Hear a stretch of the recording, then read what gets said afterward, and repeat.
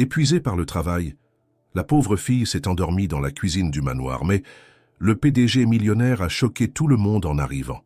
Élodie Martin ne s'était jamais vraiment sentie à sa place dans sa ville natale, un petit village niché entre collines et champs silencieux du sud-ouest de la France. Elle avait grandi au rythme lent des saisons, dans une maison modeste partagée avec sa mère couturière et son grand-père malade. Chaque jour ressemblait au précédent. Chaque rêve semblait suspendu dans une routine immuable. Mais Élodie ne voulait pas d'une vie figée. Elle rêvait de plus, de Paris, de ses lumières, de ses promesses. C'est un matin froid de février qu'elle prit le train. Un sac à dos usé rempli d'espoir, quelques économies et une lettre d'embauche. Après des semaines à enchaîner les refus et les entretiens stériles, une agence de placement lui avait enfin trouvé une opportunité. Poste d'assistante de cuisine dans une grande demeure parisienne, propriété d'un certain Alexandre Moreau. Le nom lui était inconnu, mais une rapide recherche sur son vieux téléphone portable lui apprit qu'il s'agissait du PDG d'un des groupes technologiques les plus influents d'Europe. L'homme, riche et mystérieux, apparaissait rarement en public. Cela ne changeait rien à l'objectif d'Élodie. Travailler, économiser, s'élever. Le jour de son arrivée à la résidence Moreau fut marqué par une pluie battante. Une gouvernante austère l'accueillit sans un mot de bienvenue, la conduisit par un long couloir jusqu'aux cuisines, puis la laissa entre les mains du chef, un homme strict au regard perçant. On lui assigna immédiatement des tâches, nettoyer les légumes, récurer les plans de travail, apprendre les menus, retenir les règles. La cadence était infernale. Tout était chronométré, surveillé. Les horaires s'étendaient souvent bien au-delà de ce qui avait été annoncé. Mais Élodie ne se plaignait pas. Elle avait connu la fatigue dans les champs, les nuits blanches à veiller un grand-père fiévreux. Elle connaissait la résistance du corps quand l'esprit refusait de céder. Chaque jour, elle se levait à 6 heures du matin, enfilait sa blouse impeccable et descendait aux cuisines avant même que la lumière du jour n'inonde les fenêtres du grand salon. Elle coupait, nettoyait, apprenait. Elle observait les moindres gestes du chef, essayait de comprendre les goûts des résidents, mémorisait les horaires de service. Les autres employés, peu bavards, semblaient la tolérer sans vraiment l'accepter. On l'appelait la petite nouvelle, comme si son prénom n'importait pas encore. Élodie, malgré tout, persistait. Chaque jour devenait un défi à surmonter, un test qu'elle s'imposait de réussir. Elle savait que son poste était fragile, une erreur, une négligence, et elle pourrait tout perdre. Elle avait vu une autre jeune femme renvoyée sur un simple oubli de cuisson. Alors elle redoublait d'attention, refusait les pauses trop longues, restait souvent après les autres pour tout vérifier une dernière fois. Les rares fois où elle croisait le maître des lieux, c'était à distance. Alexandre Moreau n'apparaissait que furtivement, souvent entouré d'assistants silencieux et d'un chauffeur discret. Il ne saluait personne, ne regardait personne. On disait de lui qu'il vivait pour le travail, qu'il ne supportait pas les erreurs, qu'il avait licencié un maître d'hôtel pour une serviette mal pliée. Élodie n'avait pas d'opinion. Il représentait une présence lointaine, presque abstraite, dont l'autorité pesait malgré l'absence. Un soir, alors que le service touchait à sa fin, Élodie resta seule dans la cuisine pour ranger quelques ustensiles oubliés. Il était presque minuit. Ses jambes tremblèrent de fatigue. Ses paupières semblaient porter le poids de toute la journée. Elle s'assit un instant sur une petite chaise près du garde-manger, s'appuya contre le mur carrelé et ferma les yeux juste une seconde, juste le temps de reprendre son souffle. Le silence de la cuisine la berça. Une odeur persistante de pain frais et d'épices douces flottait dans l'air. Elle pensa à sa mère, à son village, à l'inconnu qu'était encore Paris. Et sans s'en rendre compte, elle s'endormit là dans l'endroit le plus impersonnel de la maison. Dans cette demeure luxueuse, froide et impeccable, une jeune femme au tablier taché dormait paisiblement, sans savoir que ce moment de faiblesse, ce simple besoin de repos, allait changer à jamais le cours de son destin. Le couvercle en inox du grand chaudron vibrait légèrement sous l'effet d'un courant d'air venu de l'arrière-cuisine.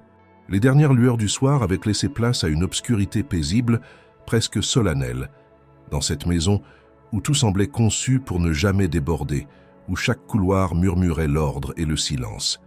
Élodie dormait encore, la tête légèrement penchée sur l'épaule, les bras croisés sur sa poitrine, le dos contre un placard à provisions. Elle respirait doucement, dans un état d'abandon qui trahissait l'épuisement bien plus qu'un simple relâchement. La cuisine, désormais vide, était baignée d'une lumière tamisée projetée par les veilleuses techniques installées au-dessus des fours. Le calme y régnait, presque religieux. Les horloges dispersées dans la maison marquaient minuit passé depuis longtemps. À cette heure-là, personne ne devait entrer. Les domestiques dormaient, les chauffeurs étaient partis et les rares résidents qui passaient parfois la nuit dans cette demeure s'étaient déjà retirés. Mais ce soir, un bruit de pneus sur le gravier de l'entrée troubla cette tranquillité. Le moteur d'une voiture se coupa net, puis le claquement sec d'une portière rompit la monotonie sonore du lieu. Quelques pas résonnèrent dans le hall, suivis du son métallique d'une clé tournant dans la serrure de la porte principale. Alexandre Moreau venait de rentrer, seul, sans prévenir. Il n'avait averti ni son majordome, ni son personnel, ni même son assistant personnel. Cela arrivait rarement, mais ce n'était pas une première.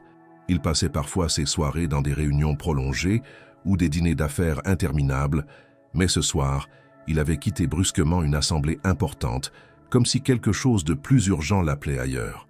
Son chauffeur personnel l'avait regardé par le rétroviseur avec surprise, mais comme toujours, il n'avait posé aucune question. Alexandre entra sans bruit, son manteau jeté sur l'avant-bras, le visage fermé. Il traversa le vaste hall aux colonnes marbrées, gravit lentement les escaliers, puis redescendit aussitôt, comme si un mouvement intérieur le retenait au rez-de-chaussée. Ses pas le conduisirent presque instinctivement vers les cuisines. Il n'y avait aucune raison particulière à cela. Il n'avait pas faim. Il n'était pas venu vérifier quoi que ce soit. C'était simplement là que ses pas le portaient, dans cette direction, comme appelé par un écho discret. En franchissant la porte à double battant qui menait à la cuisine principale, il s'arrêta net. Il la vit. Élodie, endormie, fragile, appuyée contre le mur froid. Un tablier froissé sur les genoux, des mèches brunes échappées de sa charlotte. Il resta un moment sans bouger, le regard figé sur elle. L'image qui se présentait à lui n'avait rien de choquant, ni même de dérangeant. Et pourtant, tout en lui était ébranlé. L'exact opposé de ce qu'il montrait au monde. Cet homme de pouvoir, calculateur, méthodique, imperméable à la faiblesse. Mais là, dans ce tableau silencieux, quelque chose s'était fissuré. Il s'approcha à pas lents. Aucun bruit ne troubla sa marche. Il observa son visage détendu, la respiration calme qui soulevait son torse. Ses mains, abîmées par les heures passées à frotter, couper, laver, elles semblaient avoir glissé dans ce sommeil par pure nécessité, comme un corps qui ne peut plus lutter. Et lui, figé devant elle, ne savait pas exactement ce qu'il ressentait. Ce n'était ni colère ni pitié, peut-être de la reconnaissance, ou simplement une compréhension soudaine de ce que signifiait l'effort réel, celui qu'on n'affiche pas dans des bilans trimestriels. Sans dire un mot, il ôta le paletot en laine grise qu'il portait et, d'un geste mesuré, le déposa sur les épaules d'Élodie. Elle bougea légèrement, mais ne se réveilla pas. Il resta encore quelques secondes à l'observer, puis recula. Aucun mot ne fut prononcé, aucun appel ne fut lancé. Il quitta la pièce aussi discrètement qu'il était entré, refermant la porte derrière lui sans un bruit. Dans son esprit, une confusion nouvelle prenait forme. Dans les couloirs déserts, son pas reprit de l'assurance, mais ses pensées ne le suivaient plus. Quelque chose en lui avait changé, même s'il ne pouvait pas encore le nommer. Il monta à son bureau, laissa son téléphone de côté et se pencha sur un dossier en cours. Mais son regard restait flou, tourné ailleurs. Pendant ce temps, dans la cuisine silencieuse, Élodie dormait toujours. Elle se réchauffait sans le savoir, sous le vêtement de l'homme que tout le personnel craignait. Les minutes passèrent, lentes, épaisses. Puis, comme souvent, la fatigue glissa doucement vers un rêve confus, un mélange de souvenirs de village, d'odeurs de cuisine, de lumière dorée. Elle n'entendit pas les pas, elle ne vit rien. Quand elle se réveillerait, bien plus tard, ce serait déjà matin, et le paletot posé sur elle, inconnu, serait la première énigme d'un jour qui ne ressemblerait à aucun autre. Mais pour l'instant, la nuit régnait encore. Et dans l'immense demeure de verre et de pierre, un homme et une femme vivaient, à leur insu, le commencement discret d'une histoire que personne n'aurait pu prédire. Les premières lueurs du matin filtraient à travers les grandes baies vitrées de la cuisine lorsqu'Élodie ouvrit les yeux. D'abord confuse, elle mit quelques secondes à comprendre où elle se trouvait. La lumière était douce, presque irréelle, et un poids inhabituel reposait sur ses épaules. Elle baissa les yeux et reconnut immédiatement la texture noble d'un tissu qui ne lui appartenait pas. Le paletot, d'un gris profond, dégageait une légère odeur de bois de cèdre et de savon discret, une senteur trop raffinée pour provenir de quelqu'un du personnel. Elle se redressa brusquement, comme si le réveil tardif révélait soudain une faute grave. Son cœur battait fort. Elle scruta les alentours. La cuisine était vide, silencieuse, ordonnée. Aucun signe de trouble, aucun reproche inscrit sur un tableau, rien qui indiquait une sanction immédiate. Mais ce manteau, elle le plia délicatement et le posa sur une chaise, le regard fuyant. Une seule idée tournait dans sa tête. Quelqu'un l'avait trouvé là, endormi comme une enfant, au milieu de son lieu de travail, dans un manquement flagrant à son devoir. Et ce quelqu'un ne pouvait être qu'un supérieur. Peut-être le chef, peut-être même... Elle refusa d'achever cette pensée. Elle se leva, remit son tablier, se lava le visage à l'eau froide et reprit sa place dans la routine du matin avec une énergie fébrile, animée d'une inquiétude grandissante.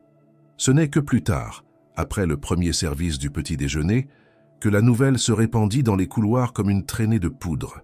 Tout avait commencé par une question posée à voix basse par une commis de cuisine. « Tu as vu ce qu'Élodie portait ce matin ? Ce n'était pas son manteau. » Puis ce fut le plongeur qui raconta, en confidence, avoir vu le patron sortir de la cuisine en pleine nuit. Et enfin la gouvernante, la bouche pincée, confirma que le manteau d'Alexandre Moreau avait disparu du porte-manteau du hall à minuit passé.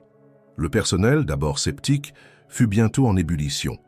Les spéculations se multipliaient. Certains imaginaient un blâme déguisé, d'autres évoquaient un intérêt personnel, voire un geste stratégique. Mais personne n'arrivait à se convaincre d'une explication simple, car ce qui frappait tous ceux qui connaissaient le maître de maison, c'était l'absence totale de colère. Habituellement, une négligence comme celle d'Élodie aurait été sanctionnée sans appel.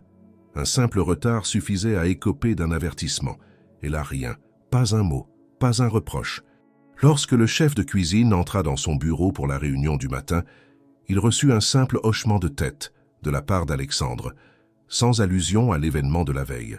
Cela ne fit qu'alimenter davantage le mystère, car si l'homme était réputé pour sa sévérité, il l'était encore plus pour sa constance.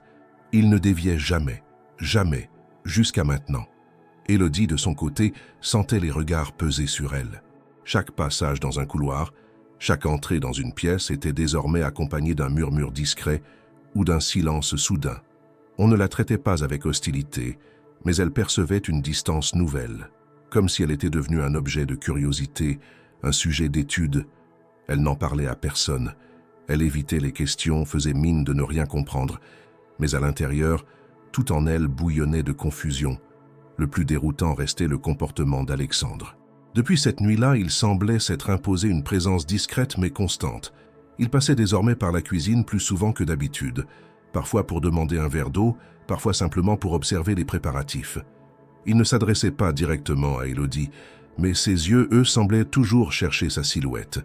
Elle s'en rendait compte sans vouloir se l'avouer. Elle sentait son regard, même lorsqu'il n'était pas posé sur elle. Un jour, alors qu'elle s'affairait à couper des fines herbes près de l'évier, elle sentit une présence derrière elle. Elle se retourna et le vit, debout, immobile, le regard ancré dans le sien. Aucun mot ne fut échangé. Il se contenta d'incliner légèrement la tête, puis s'éloigna aussi rapidement qu'il était apparu. Ce geste infime aurait pu passer inaperçu. Mais dans le contexte, il prenait des proportions étranges. Et surtout, il ne ressemblait en rien à ce que les autres employés avaient l'habitude de voir. Ce silence prolongé, ces gestes ambigus, cette absence de réaction face à ce qui aurait pu être une faute grave, tout cela commençait à former un ensemble de plus en plus incompréhensible pour Élodie. Elle n'avait rien demandé. Elle voulait simplement travailler, mériter sa place, prouver qu'elle en était capable. Mais voilà que les choses prenaient une tournure imprévisible, où l'attention du patron devenait un fardeau plus qu'une chance. Elle aurait préféré une réprimande, une sanction, quelque chose de tangible à quoi se raccrocher. Mais ce qu'elle avait reçu, c'était le silence.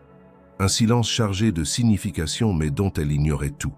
Et ce silence, plus que des mots durs ou des menaces, la faisait vaciller. La semaine qui suivit ce mystérieux matin devint un théâtre d'observations muettes, de regards croisés, de conversations interrompues dès qu'Élodie entrait dans une pièce. Ce qui avait commencé comme un simple incident nocturne, une assistante de cuisine assoupie, un paletot posé sur elle, s'était transformé en un sujet obsessionnel pour tout le personnel de la demeure Moreau. Ce n'était pas tant l'événement lui-même qui fascinait, mais la réaction inhabituelle de celui que tous considéraient comme inébranlable, Alexandre Moreau. D'ordinaire, les histoires circulaient rapidement parmi les employés, mais elles finissaient par s'essouffler, remplacées par des anecdotes plus fraîches, des plaintes sur les horaires ou des commentaires sur les invités de passage. Cette fois, rien ne semblait se dissiper.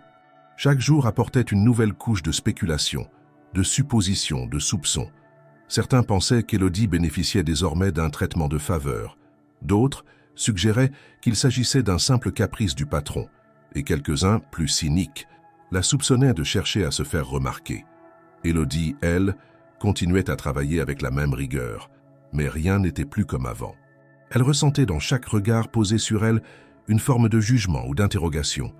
Même ceux qui lui adressaient encore la parole le faisaient avec une prudence nouvelle, comme si une ligne invisible s'était tracée entre elle et le reste de l'équipe.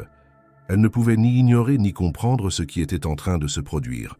Le silence d'Alexandre n'arrangeait rien. Il ne lui avait pas adressé un mot direct depuis cette nuit-là, et pourtant sa présence s'était faite plus fréquente, plus tangible, presque pesante. Tous les matins, il passait désormais dans les cuisines, parfois sous prétexte de prendre un café, parfois simplement pour jeter un œil aux préparatifs du jour. Il n'intervenait jamais, il ne critiquait rien. Il observait, et son regard revenait toujours à elle, brièvement, sans expression lisible. Un jour, elle le surprit en train de la regarder longuement pendant qu'elle disposait des assiettes sur un plateau. Il ne détourna pas les yeux tout de suite. Ce fut elle qui baissa le regard, le cœur soudain oppressé. Les conversations autour d'elle se faisaient plus discrètes, plus sournoises. On la saluait poliment, mais elle sentait les soupirs, les messes basses une fois qu'elle avait tourné le dos. Ce n'était pas une hostilité frontale, c'était pire, une forme d'isolement progressif, comme si sa seule existence représentait une anomalie dans le fonctionnement rigide et hiérarchisé de la maison. L'ordre établi était en train de se fissurer, et elle en était, malgré elle, le point de rupture. Un après-midi, alors qu'elle rangeait les épices dans la réserve, elle surprit une conversation entre deux femmes de chambre. L'une disait à l'autre « Tu crois qu'il va la garder ?» Elle a dormi au travail et il lui met son manteau comme si c'était une princesse. L'autre répondit, moqueuse. Ou peut-être qu'elle lui rappelle quelqu'un. Va savoir, les hommes comme lui aiment se souvenir, pas aimer. Ces mots, chuchotés mais acérés, se plantèrent dans l'esprit d'Élodie comme des aiguilles invisibles. Ce soir-là, elle mit plus de temps à s'endormir.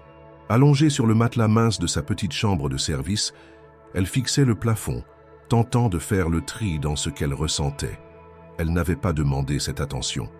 Elle n'avait pas provoqué ce geste, mais elle ne pouvait ignorer la réalité. Elle était désormais au centre d'une dynamique étrange et instable, et Alexandre Moreau, sans prononcer un mot, avait bouleversé tous les équilibres par une seule action inattendue. Le lendemain, une nouvelle surprise l'attendait.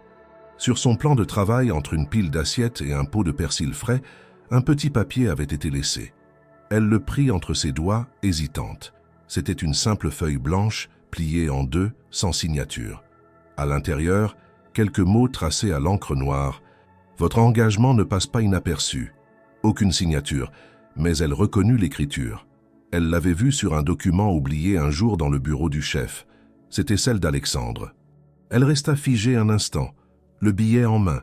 Ce n'était pas une déclaration ni une promesse, c'était une reconnaissance. Et dans un monde où personne ne disait jamais merci, ce message résonnait avec une puissance étrange. Il ne faisait qu'amplifier le mystère, mais il faisait aussi naître en elle une émotion nouvelle, la certitude qu'il la voyait, qu'il la comprenait peut-être un peu.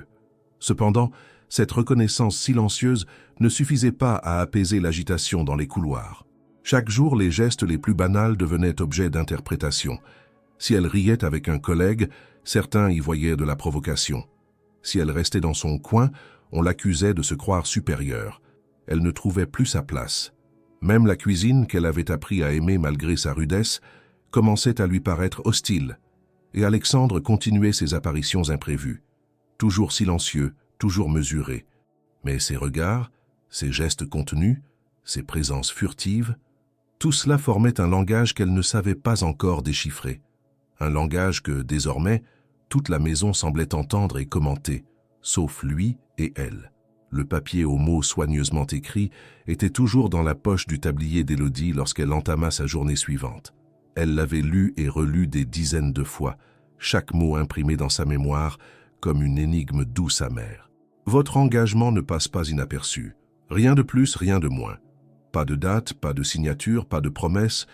Et pourtant, ce message, aussi simple soit-il, avait tout changé dans la manière dont elle percevait sa place dans cette maison. Mais il n'avait rien apaisé, au contraire, il avait ouvert un nouveau abîme de questions. Pourquoi Alexandre Moreau, connu pour son détachement presque clinique, avait-il soudain décidé de lui adresser un message aussi personnel, même s'il se voulait discret? Pourquoi multipliait-il les visites en cuisine, les silences appuyés, les regards volés? Pourquoi elle? Qu'avait-elle fait pour mériter une attention si déconcertante? Elle aurait préféré pouvoir se convaincre qu'il s'agissait simplement d'un geste de politesse, d'un élan de reconnaissance professionnelle. Mais rien dans l'attitude du patron ne semblait relever du simple geste formel. Il y avait quelque chose de plus, quelque chose qu'elle n'arrivait ni à nommer, ni à rejeter totalement. Alexandre, de son côté, poursuivait ce jeu muet de présences imprévisibles. Un matin, alors qu'elle s'occupait de dresser les plateaux du déjeuner, elle sentit à nouveau cette sensation familière, ce léger frisson dans la nuque, ce pressentiment de ne pas être seule. Elle se retourna et le trouva à quelques pas, tenant un mug entre les mains, vêtu de son éternel costume sombre. Il la regarda quelques secondes, puis dit simplement « Vous aimez la verveine, non ?» Elle hocha la tête, surprise, incapable de répondre immédiatement. Il déposa alors sur le plan de travail une petite boîte ornée d'un ruban. « C'est une infusion rare, je l'ai fait venir d'Auvergne. » Puis il tourna les talons et quitta la pièce sans un mot de plus. Le silence retomba, dense, troublant. Autour d'elle, les quelques employés présents échangèrent des regards lourds de signification. Personne n'osa commenter sur le moment, mais le message était clair. La relation entre le patron et Élodie n'était plus perçue comme simplement professionnelle.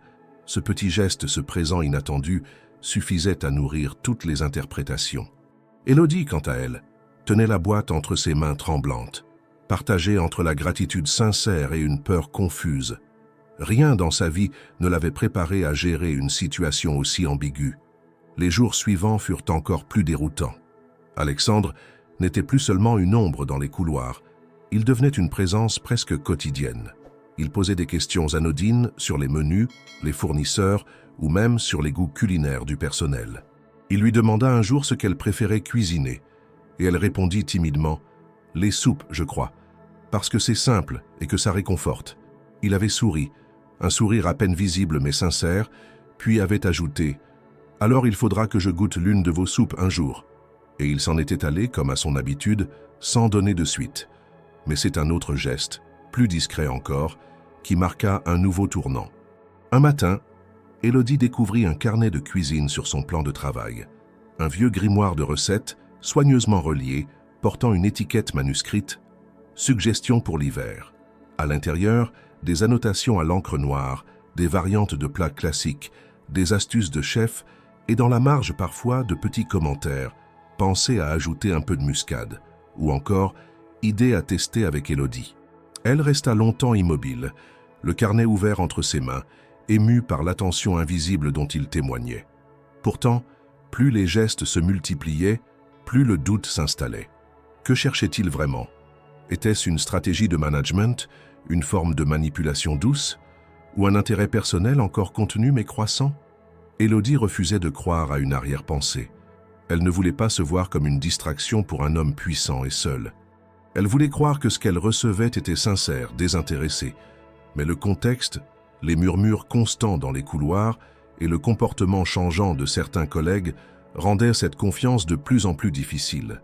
L'une des femmes de chambre qu'elle connaissait à peine lui dit un jour avec un ton mi-figue, mi-raisin « Faites attention, mademoiselle Martin. Les cadeaux, ça se paie toujours tôt ou tard. » Élodie ne répondit pas. Mais ces mots résonnèrent longtemps dans sa tête. Elle voulait rester digne.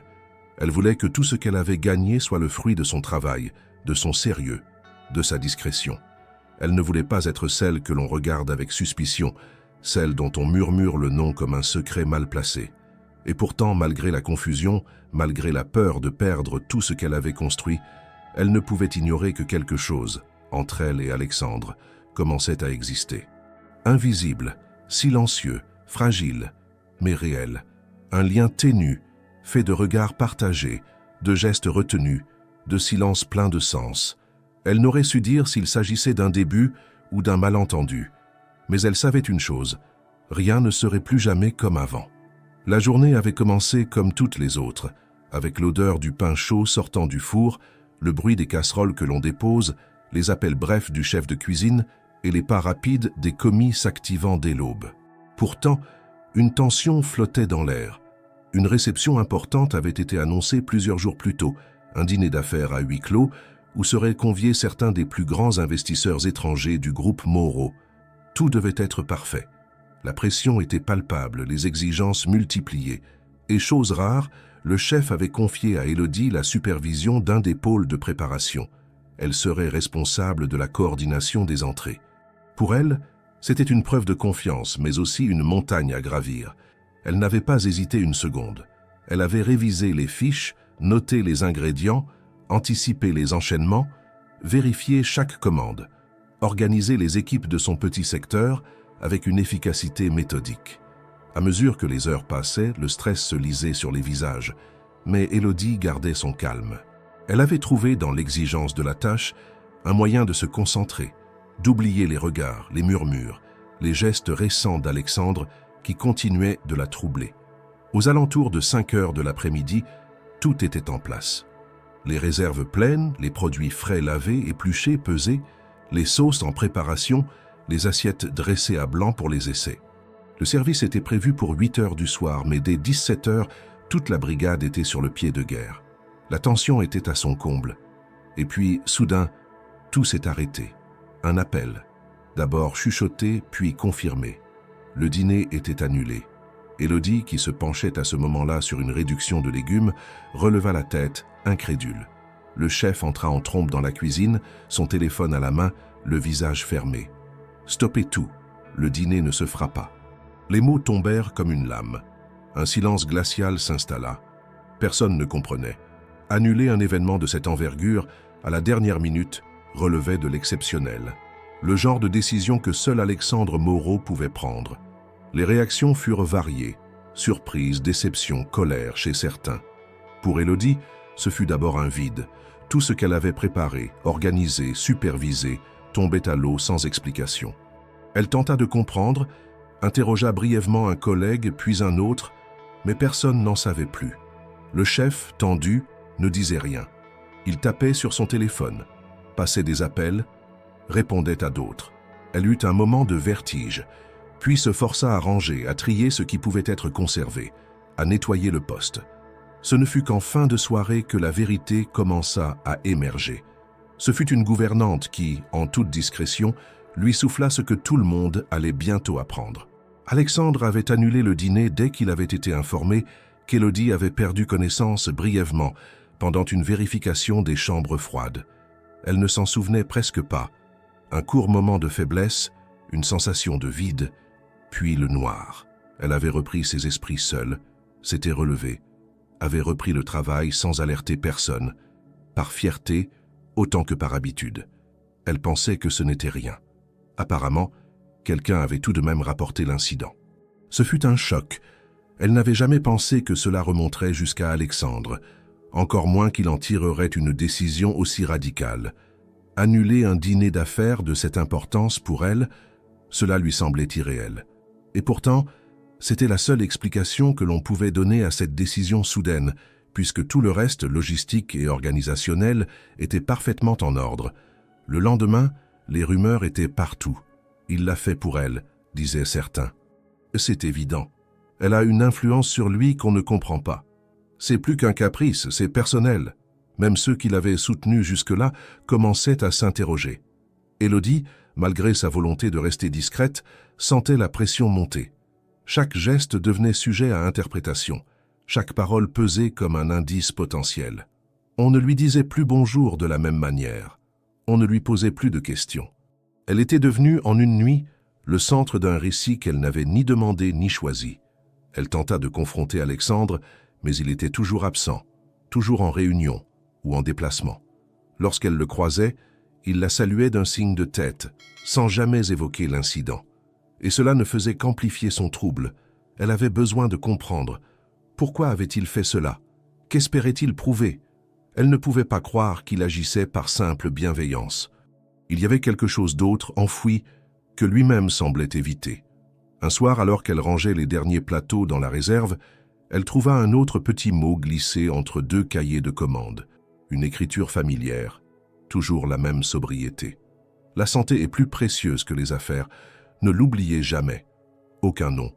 Mais elle savait d'où cela venait. Elle ferma les yeux quelques secondes, émue, mais aussi perdue. Ce geste, comme tous les précédents, la touchait et la désarmait. Et malgré elle, quelque chose en elle changeait. Une porte s'entr'ouvrait, là où il n'y avait jamais eu que prudence et devoir. Mais ce qu'elle entrevoyait au-delà la terrifiait plus qu'elle ne voulait l'admettre. Élodie savait que repousser cette conversation plus longtemps ne ferait que l'éroder de l'intérieur. Elle y pensait jour et nuit, entre deux tâches, entre deux respirations, incapable de se défaire de cette sensation de déséquilibre qui l'envahissait depuis l'annulation du dîner.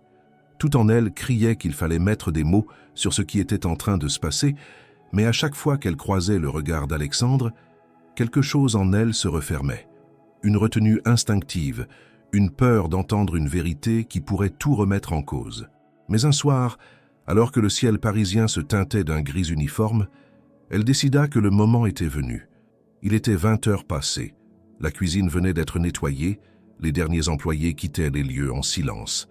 Elle savait, par habitude, qu'Alexandre se rendait souvent à la bibliothèque à cette heure-là, un espace qu'il semblait fréquenter en solitaire, comme pour s'extraire du tumulte de ses responsabilités. Elle traversa les couloirs avec une détermination calme, ses pas résonnant faiblement sur les dalles de pierre. Elle poussa la porte de la bibliothèque sans frapper.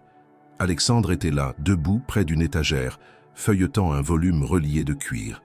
Il leva les yeux, surpris, mais ne sembla pas mécontent de la voir. Il referma le livre sans un mot et attendit. Élodie s'approcha, les mains jointes, le cœur battant. « Pourquoi vous avez fait ça ?» demanda-t-elle d'une voix ferme, presque brusque. « Pourquoi annuler ce dîner à cause de moi? Pourquoi ces gestes, ces mots laissés ici et là sans explication ?» Alexandre resta silencieux un instant, puis reposa le livre sur l'étagère. « Parce que vous vous êtes effondrée, Élodie, » dit-il doucement. « Et personne ne s'en est rendu compte, sauf moi. Ce n'était pas seulement de l'épuisement, c'était un cri silencieux. Je ne pouvais pas continuer comme si de rien n'était. » Elle le regarda fixement, troublée. Elle ne s'attendait pas à une réponse aussi directe, ni aussi personnelle. « Mais vous ne me connaissez pas, » répliqua-t-elle, plus durement qu'elle ne l'aurait voulu. « Vous ne savez rien de moi. Je suis juste une employée dans votre maison. Alors pourquoi moi? Pourquoi maintenant ?» Il esquissa un sourire triste. « Parce que vous me rappelez quelqu'un que j'ai perdu, quelqu'un qui, comme vous, ne comptait jamais ses heures, qui donnait tout sans jamais rien demander en retour. Et un jour j'ai cessé de la voir, jusqu'à ce qu'il soit trop tard. » Le silence retomba, épais, chargé. Élodie ne savait que répondre. Cette révélation, inattendue, venait bousculer toutes ses hypothèses. Il ne s'agissait donc pas d'un caprice, ni d'une attention floue. Il y avait un passé, une douleur, une mémoire derrière ces gestes. « Et vous pensez que je peux réparer quelque chose que vous avez perdu ?» demanda-t-elle, la voix plus douce. « Je ne suis pas cette personne, Alexandre. Je suis Élodie Martin, fille d'une couturière, venue ici pour gagner honnêtement ma vie. Je ne veux pas d'un rôle qu'on m'impose parce que je ressemble à un souvenir. » Il s'approcha lentement, sans brusquerie. « Je ne vous demande pas de remplacer qui que ce soit. Je vous demande juste de ne pas vous effacer. Ce que vous êtes, ce que vous faites ici, mérite d'être vu, reconnu, protégé. C'est tout. » Ces mots n'étaient ni séduisants, ni manipulateurs. Ils semblaient vrais. D'une vérité nue, sans fioriture. Et c'était précisément ce qui les rendait si déroutants. Élodie inspira lentement. Elle comprenait mieux, désormais, l'origine de ses gestes. Mais cela ne dissipait pas les tensions. Cela ne changeait pas la réalité de leur différence. Il était un homme de pouvoir, influent, habitué à ce que le monde se plie à ses décisions. Elle était une jeune femme du peuple, habituée à se battre pour chaque centimètre conquis. Entre eux, il y avait un monde. Deux peut-être, et cette conversation ne suffisait pas à combler l'abîme. « Vous croyez peut-être que tout peut s'arranger avec des mots, dit-elle enfin, les bras croisés. Mais vous ne vivez pas dans mon univers. Dans le mien, un geste de trop de votre part, et je deviens une cible. Un mot de trop et je perds le peu que j'ai. » Il hocha lentement la tête. « Je sais, et je n'en dirai pas plus, si vous ne le voulez pas. Mais sachez que vous avez changé quelque chose, ici. » Il posa la main sur sa poitrine, sans théâtralité. « Et ce changement, je ne le regrette pas. » Elle ne répondit pas. Elle ne savait pas quoi dire. Le moment n'appelait ni à une décision, ni à un verdict. C'était un carrefour, une bifurcation imprévue dans leurs trajectoires respectives. Elle quitta la bibliothèque sans un mot, le cœur agité, l'esprit secoué. Derrière elle, Alexandre resta seul, plongé dans la pénombre des rayonnages, les mains dans les poches, le regard perdu dans un point invisible. Ce soir-là, ni l'un ni l'autre ne trouva le sommeil. L'un pensait à ce qu'il venait de dévoiler, l'autre à ce qu'elle venait de comprendre. Deux solitudes s'étaient frôlées, deux mondes s'étaient parlé sans se heurter, mais ce n'était qu'un début. Le temps qui suivit leur échange dans la bibliothèque fut étrange, suspendu entre deux états. Ni hostilité, ni proximité franche. Alexandre avait tenu parole. Il n'insistait plus, ne laissait plus de billets, n'apparaissait plus dans la cuisine sans raison. Mais son absence était presque aussi pesante que sa présence. Élodie, de son côté, reprenait sa routine avec rigueur. Mais quelque chose en elle avait changé. Ce qu'elle savait maintenant sur lui, cette blessure ancienne, ce regard posé sur elle non comme un désir, mais comme une réminiscence, avait assoupli ses certitudes. Elle ne comprenait pas encore ce que cela signifiait pour elle, mais elle ne le rejetait plus aussi instinctivement. C'est dans ce climat de silence reconstruit qu'un matin, un courrier inhabituel lui fut remis. Ce n'était pas une enveloppe officielle, ni un mot anonyme. C'était une invitation manuscrite adressée à son nom. Quelques phrases simples.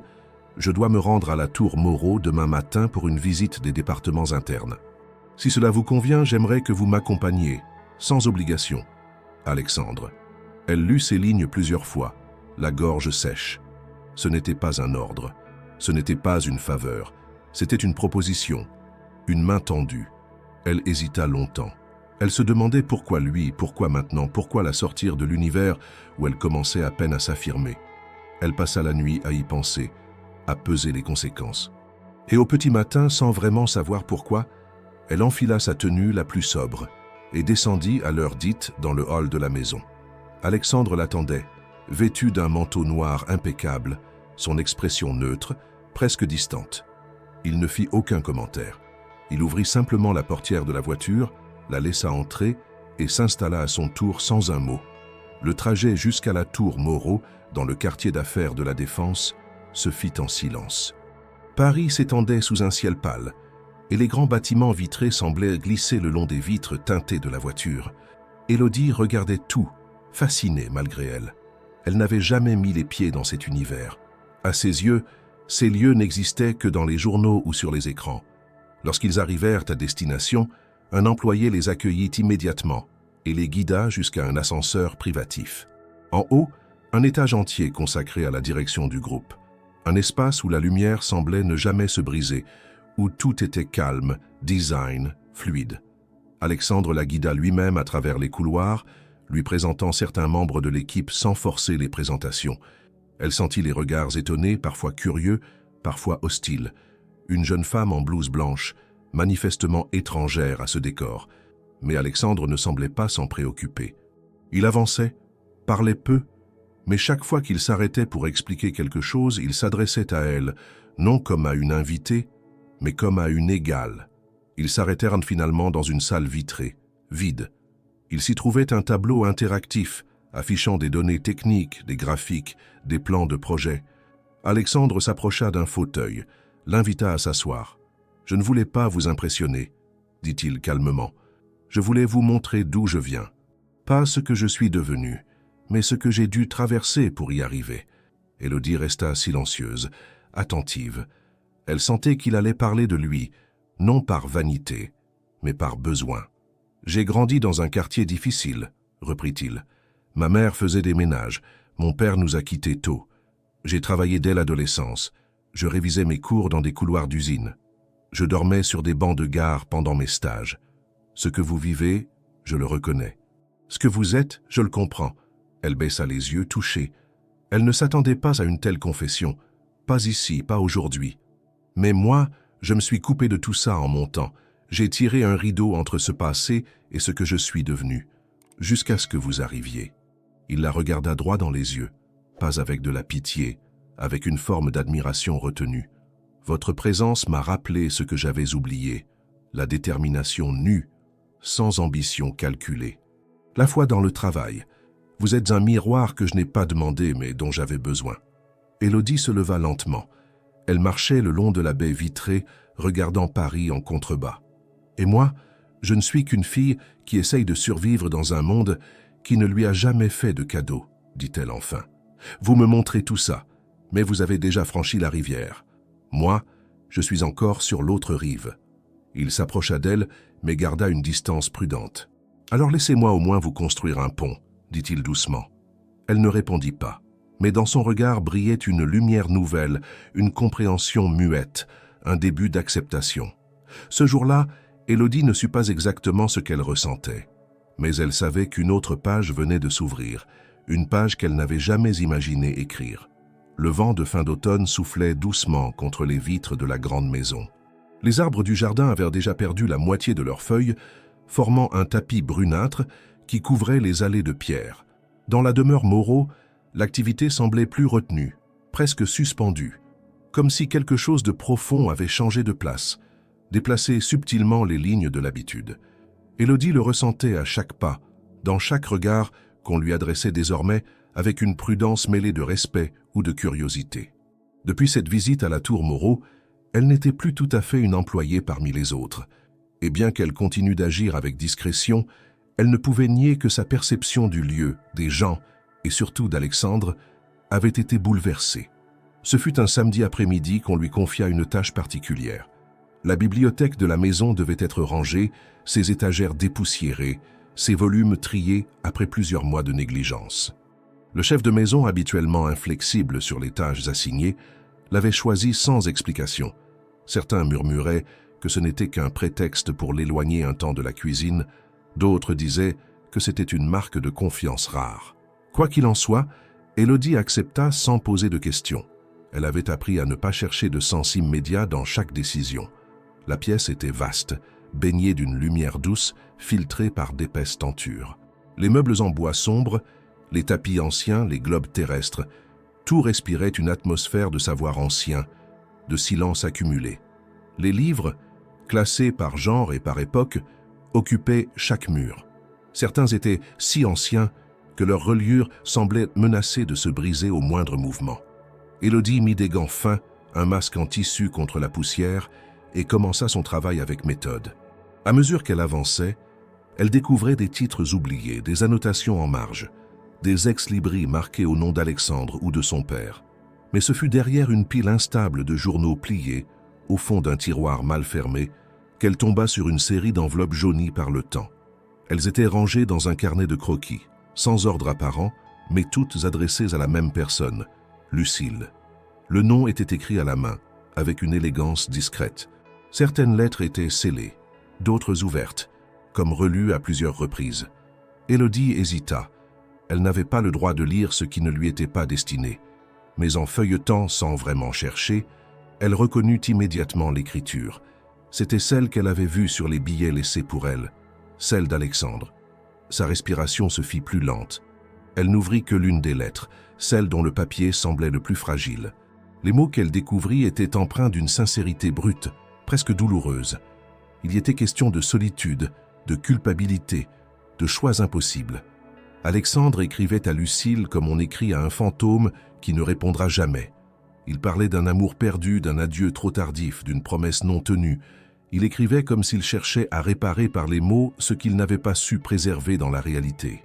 Je continue à marcher dans ces couloirs comme si tu allais surgir, un livre à la main, le regard amusé. Mais tu n'es nulle part. Et pourtant, tout me parle encore de toi. Je n'ai jamais su te dire à quel point ta force m'impressionnait. J'étais trop fier, trop aveugle. Aujourd'hui, je vois tout, mais il n'y a plus personne pour écouter. Élodie referma doucement la lettre. Elle ne lut pas les autres. Ce qu'elle avait lu suffisait à éclairer un pan entier du mystère. Elle comprenait désormais que ce n'était pas elle qu'Alexandre cherchait à atteindre dans ses gestes, mais une part de lui qu'il croyait perdue. En elle, il avait reconnu un éclat de cette Lucille, une silhouette de passé non résolu, et s'il s'était rapproché, ce n'était pas pour combler un vide sentimental, mais pour apaiser une mémoire brûlante. Elle resta longtemps assise dans un coin de la pièce, les mains posées sur ses genoux, le regard perdu dans le vide. Elle n'était pas blessée. Ce qu'elle ressentait était plus complexe. Ce n'était ni de la déception, ni de la colère, plutôt une forme de tristesse pour lui, pour cette douleur qu'il portait seul depuis si longtemps, une douleur qu'il n'avait jamais confiée à personne et qu'il n'avait pas su enterrer.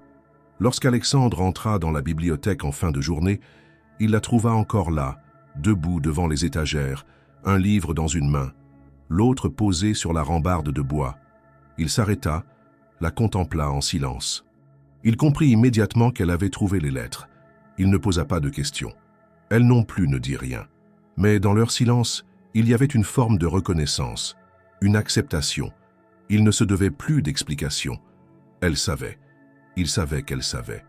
Et cela suffisait. Elle quitta la pièce peu après, sans un mot. Mais en refermant la porte derrière elle, elle emportait quelque chose de plus précieux que des secrets, une vérité humaine, fragile, désarmante. Ce qu'il avait vu en elle n'était pas une illusion, c'était une réminiscence. Et même si elle n'était pas Lucille, même si elle ne voulait pas en être le reflet, elle comprenait maintenant que certaines rencontres ne sont pas des coïncidences, mais des points de passage, des ponts entre ce qui a été et ce qui pourrait être. Depuis sa découverte dans la bibliothèque, Élodie n'était plus tout à fait la même. Ce qu'elle avait lu, ou plutôt ce qu'elle avait compris au travers des mots silencieux d'Alexandre à Lucille, l'avait profondément ébranlée. Elle avait entrevu un homme dont le pouvoir n'était qu'une façade, un homme rongé par des regrets anciens, enfermé dans une solitude qu'il nourrissait par habitude autant que par peur. Elle ne savait pas ce que cela changeait pour elle, mais elle savait que cela changeait tout. Elle tenta de reprendre son rythme de travail, de se fondre à nouveau dans l'anonymat laborieux de la cuisine, mais c'était illusoire. Les autres employés avaient cessé de parler dans son dos, mais le silence était désormais plus pesant encore que les rumeurs. Elle sentait qu'elle n'appartenait plus vraiment à cet espace, ni à cette hiérarchie tacite qui faisait tourner la maison. Non pas qu'on la rejetait, mais elle flottait, suspendue entre deux mondes. Plus une simple employée, pas encore autre chose. Et cette incertitude la consumait. Ce fut dans cet état d'esprit que l'inattendu survint. Un matin, le chef de cuisine la fit appeler. Élodie, étonnée, essuya ses mains sur son tablier avant de se présenter dans son bureau exigu. Il la salua d'un geste bref, puis lui tendit une enveloppe cachetée. « C'est pour vous. » Remise en main propre, du bureau d'Alexandre Moreau. Elle prit le papier avec précaution, le cœur serré. Elle attendit d'être seule pour l'ouvrir. À l'intérieur, une lettre courte, formelle mais claire, une proposition. Alexandre l'invitait à rejoindre le siège de son entreprise en tant qu'assistante personnelle. Un poste officiel, avec contrat, avantages, perspective. Il soulignait que cette proposition n'était pas liée à leur relation informelle, mais à son sens de l'organisation, à sa discrétion, à sa capacité à faire face aux imprévus avec sang-froid. Il écrivait en conclusion « Vous n'êtes pas défini par la cuisine. Ce que vous avez montré ici peut s'exprimer ailleurs, si vous en avez le désir. » Élodie relut la lettre plusieurs fois. Elle sentit une multitude de choses se bousculer en elle. D'abord, une reconnaissance sincère. Être remarquée pour ses qualités dans un lieu où elle s'était sentie invisible si longtemps était une victoire en soi.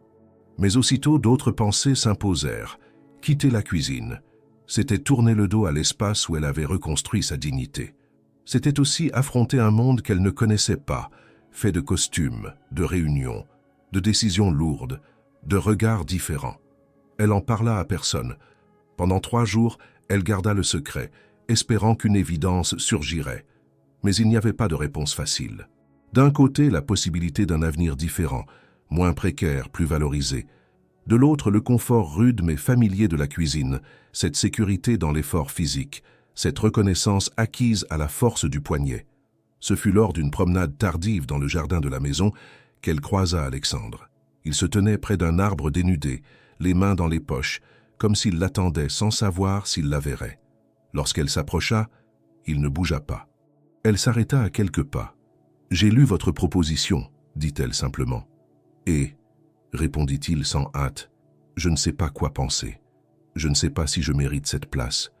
Et je ne sais pas si c'est vous qui la proposez, ou votre besoin de réparer quelque chose. Il la regarda longtemps. Je comprends la question, mais cette décision, Élodie, ne doit pas être un geste envers moi. Elle doit être pour vous. Ce que vous décidez dira qui vous voulez devenir, pas ce que vous fuyez. Elle hocha lentement la tête. Il ne la pressait pas. Il ne promettait rien d'autre que ce qui était déjà écrit. Il attendait simplement sa vérité. Cette nuit-là, elle dormit peu. Elle pensa à sa mère, au jour de marcher sous la pluie, à son grand-père allongé sur un vieux matelas, au silence des soirs sans chauffage. Elle pensa aussi à cette fille qui avait quitté son village sans promesse, seulement avec l'intuition qu'il y avait plus à vivre, ailleurs. Le lendemain matin, elle entra dans le bureau du chef de maison, une copie de la lettre dans la main. Elle annonça calmement sa décision. Elle acceptait la proposition. Elle quitterait la cuisine à la fin de la semaine pour entamer un nouveau chapitre. Ce ne fut pas sans douleur. Le chef la félicita à demi-mot, certains collègues l'évitèrent, d'autres la prirent dans leurs bras en silence. Elle ne dit pas au revoir comme on quitte un lieu, mais comme on ferme une porte dont on se souviendra toujours. En fin de journée, elle croisa à nouveau Alexandre. Il ne dit rien. Il sourit simplement. Et dans ce sourire, il y avait de la fierté. Pas pour lui, pour elle. Le premier jour d'Élodie à la tour Moreau débuta sous un ciel gris-perle, typiquement parisien. La lumière pâle du matin glissait le long des façades vitrées des tours du quartier de la Défense, jetant des reflets mouvants sur les trottoirs de granit.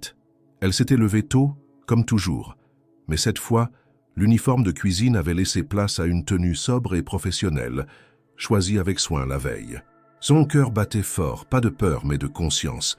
Elle s'apprêtait à entrer dans un monde où les regards pesaient autrement, où chaque mot prononcé pouvait avoir une résonance inattendue. Elle fut accueillie par un assistant de direction qui lui remit un badge, un agenda de la semaine et un accès restreint aux espaces de direction. Tout était organisé, précis, presque impersonnel. Mais malgré la froideur des procédures, elle sentait déjà que l'ambiance différait de celle de la cuisine. Ici, personne ne parlait sans réfléchir. Ici, chaque silence était une stratégie. Durant les premières heures, elle fut présentée à plusieurs cadres, affectés à un petit bureau près de l'étage exécutif. Sa fonction officielle était celle d'assistante de coordination, mais en vérité, elle comprenait vite qu'on testait ses capacités à s'adapter, à comprendre les flux internes de l'entreprise, à décrypter les humeurs de ceux qui prenaient les décisions. Alexandre, fidèle à ce qu'il avait promis, ne s'imposa pas. Il passa la voir une seule fois ce jour-là, en fin de matinée, simplement pour lui dire « Tout va bien se passer, n'hésitez pas à observer avant d'agir ». Elle avait hoché la tête, absorbée déjà dans l'écoute attentive de tout ce qui l'entourait. Les jours suivants furent intenses. Elle assista à plusieurs réunions, prit des notes, participa à la logistique de petits événements internes. Son efficacité silencieuse, son sens du détail, sa discrétion furent vite remarqués.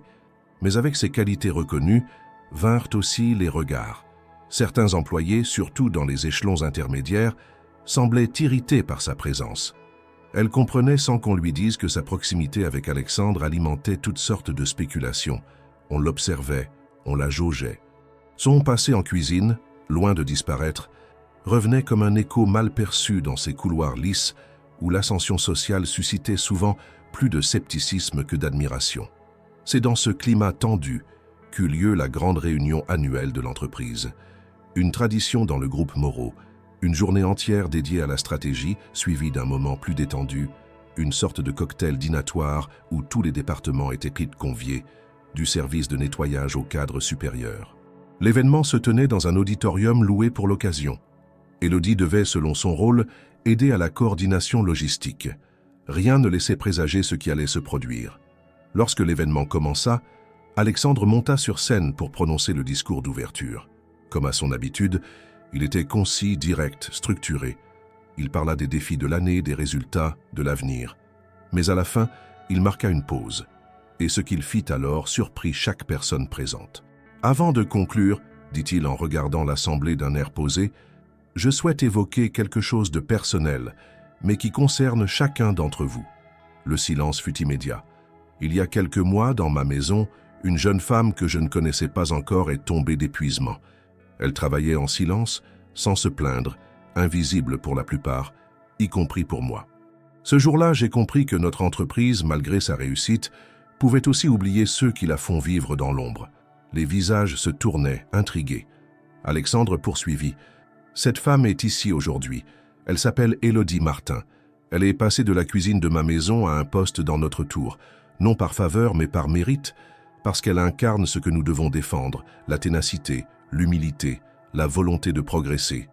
Elle m'a rappelé que la grandeur ne commence pas toujours dans les diplômes ou les titres, mais dans les gestes quotidiens que personne ne voit. » Un murmure traversa l'auditorium. Élodie, assise à l'arrière, sentit tous les regards converger vers elle. Son visage se réchauffa, mais elle ne baissa pas les yeux.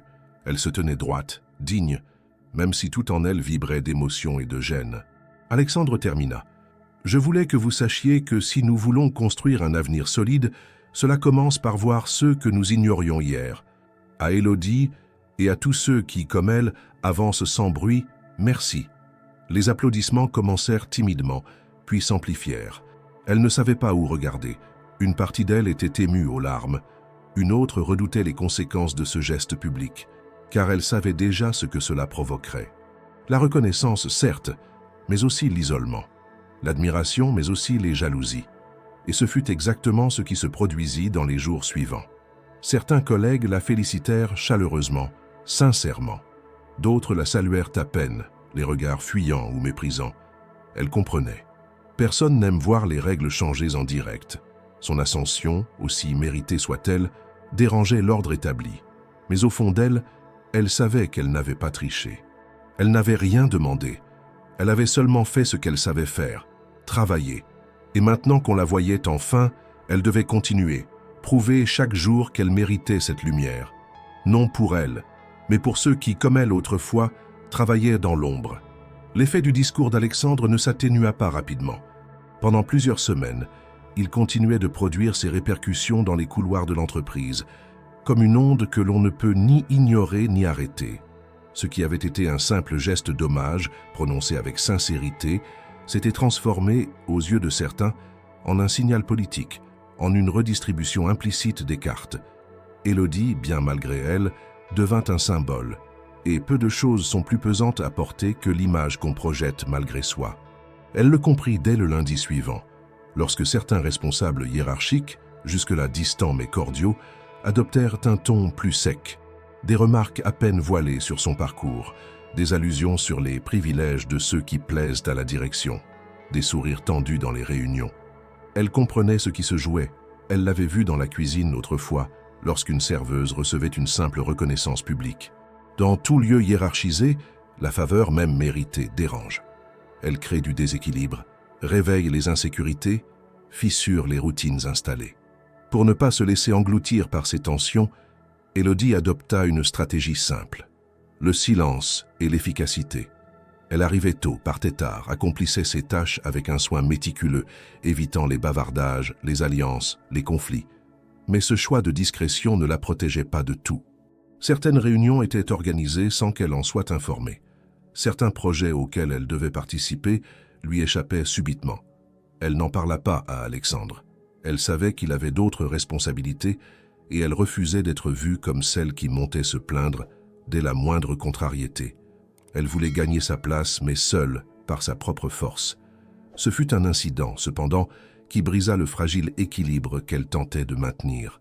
Un après-midi, alors qu'elle préparait un dossier stratégique en vue d'une réunion du comité d'innovation, elle découvrit qu'une partie de ses notes avait été supprimée d'un tableau collaboratif par une cadre intermédiaire. Non seulement ses apports n'étaient plus là, mais ils avaient été remplacés par des données erronées. Lorsque la réunion débuta, Élodie, confrontée aux incohérences, fut prise de court. Elle tenta de rectifier calmement, mais l'embarras était visible. Après la séance, elle fut convoquée par Alexandre. Elle entra dans son bureau les épaules droites mais la gorge nouée. Il lui demanda d'expliquer ce qui s'était passé. Elle raconta les faits sans dramatiser. Il écouta sans l'interrompre, puis la fixa longuement. « Vous ne pouvez pas tout encaisser sans rien dire, Élodie, » déclara-t-il d'un ton calme mais ferme. « Ce n'est pas de la faiblesse que de dénoncer une injustice. Ce n'est pas perdre sa dignité que de se défendre. » Elle baissa les yeux un instant, puis répondit « Je ne voulais pas que vous pensiez que je m'accroche à vous pour avancer. Je veux que mon travail parle pour moi. Et c'est justement pour ça que vous méritez d'être entendu, répondit-il. Votre silence vous protège, mais il vous isole aussi. Et ici, l'isolement est une forme d'échec. » Il lui proposa alors de prendre la tête d'un petit groupe de réflexion sur les conditions de travail au sein de l'entreprise. Une sorte de cellule transversale, mêlant différents niveaux de l'organigramme, chargée d'analyser les blocages internes et de proposer des réformes. Ce n'était pas une promotion officielle, mais une mission d'influence réelle. Un espace où elle pourrait à la fois exprimer sa vision et démontrer ses compétences sans devoir passer par les circuits habituels. Élodie hésita, puis accepta. Elle comprit vite que cette mission allait devenir bien plus qu'un simple poste temporaire. Ce fut un travail de terrain, d'écoute, de patience. Elle visita les différents départements, rencontra les employés les moins visibles, nota les frustrations, les incompréhensions, les besoins ignorés. Elle ne parlait pas de théorie, mais d'expérience. Et ce langage, chez ceux qui n'avaient jamais eu la parole, trouva un écho sincère. Peu à peu, sa position changea. Certains collègues, d'abord méfiants, commencèrent à l'accepter, à lui parler, à lui confier leurs propres doutes. Elle comprit que la confiance ne se décrétait pas, elle se gagnait. Pas à pas, sans fioriture, par la constance, la clarté, le respect. Mais tout progrès a son prix.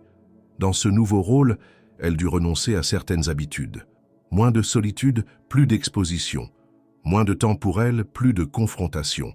Elle perdit des certitudes, gagna des cicatrices. Elle fit face à des critiques injustes, mais aussi à des reconnaissances discrètes mais sincères. Alexandre, de son côté, restait en retrait. Il suivait son parcours, intervenait seulement lorsqu'elle l'y contraignait. Leur lien était resté intact, mais silencieux. Il ne cherchait plus à la protéger. Il la laissait tracer sa voie. Et dans ce silence, Élodie ressentait une forme de respect plus puissante que les discours. Elle n'était plus l'assistante de cuisine. Elle n'était pas encore une dirigeante. Mais elle devenait, chaque jour un peu plus, une voix qu'on écoutait. Non pas parce qu'on la craignait, mais parce qu'elle portait la vérité simple de ceux qu'on n'entend jamais. Elle avait gagné le droit d'être là. Et elle avait compris que ce droit, il fallait le défendre, sans cesse, avec patience, avec force, avec justesse. La lumière du matin entrait en silence par les grandes fenêtres de la cuisine rénovée, glissant sur les surfaces polies comme un souvenir revenu sans prévenir. Tout avait été repensé. Les plans de travail en marbre clair, les étagères alignées avec précision, les nouvelles lampes suspendues projetant une clarté douce sur les ustensiles encore immobiles. Et pourtant, malgré ces changements visibles, l'âme du lieu demeurait intacte. C'était là que tout avait commencé. Là que la fatigue d'Élodie l'avait trahi pour la première fois. Là qu'Alexandre l'avait vu autrement, sous un angle que ni l'un ni l'autre ne soupçonnait possible à l'époque. Élodie était revenue ce matin-là sans y avoir été invitée. Elle n'en avait parlé à personne. Quelque chose en elle l'avait poussée à franchir à nouveau le seuil de cette pièce, comme si sa trajectoire inévitablement ascendante devait faire une boucle pour ne pas se rompre. Elle portait une tenue simple, un manteau beige, des chaussures confortables. Plus de badge, plus de tablette à la main, plus de responsabilités urgentes l'attendant à l'étage. Juste elle, dans le silence. Elle avança jusqu'à l'endroit exact où elle s'était endormie, des mois auparavant. Là où son corps, à bout de force, avait cédé. Elle posa la main sur l'armoire contre laquelle elle s'était appuyée. Le bois avait été remplacé, repeint. Mais dans son esprit, chaque détail restait vif. La froideur du carrelage sous ses jambes, la lourdeur de ses paupières, la chaleur inattendue d'un paletot sur ses épaules. Des pas résonnèrent dans le couloir. Elle ne se retourna pas. Elle savait qui venait. Il n'avait pas besoin de se faire annoncer. Et lorsqu'il entra dans la pièce, ce fut sans surprise, comme si lui aussi avait senti que c'était ici, maintenant, que devait se clore un cycle invisible. Alexandre s'arrêta à l'entrée de la cuisine. Il portait une veste sombre, son manteau sur le bras. Son visage, toujours marqué par cette austérité élégante, portait ce jour-là une expression que peu auraient su lire. Un mélange de fierté silencieuse, de respect, et d'une nuance plus rare encore chez lui, la gratitude. Ils restèrent ainsi quelques secondes sans parler.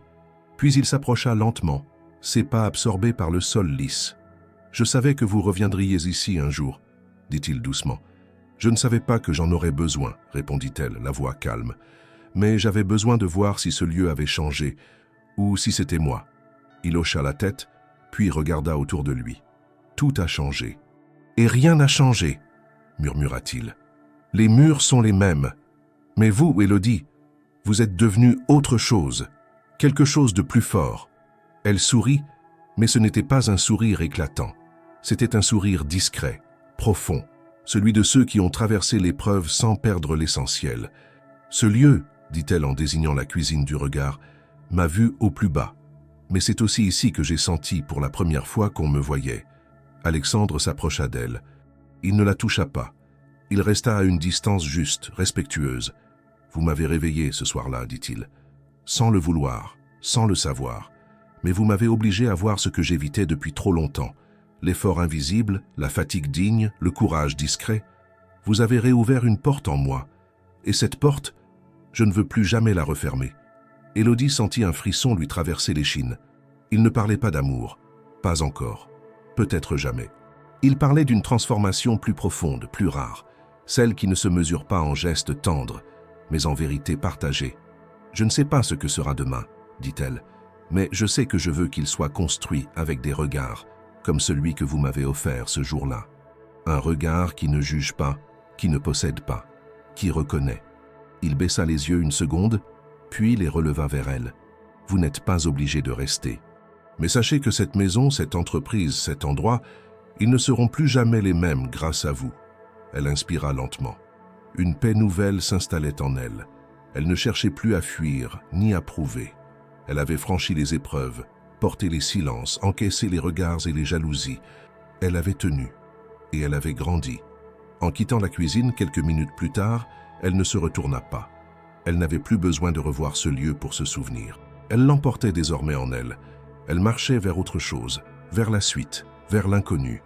Mais tout avait commencé ici, et cette vérité, elle ne l'oublierait jamais.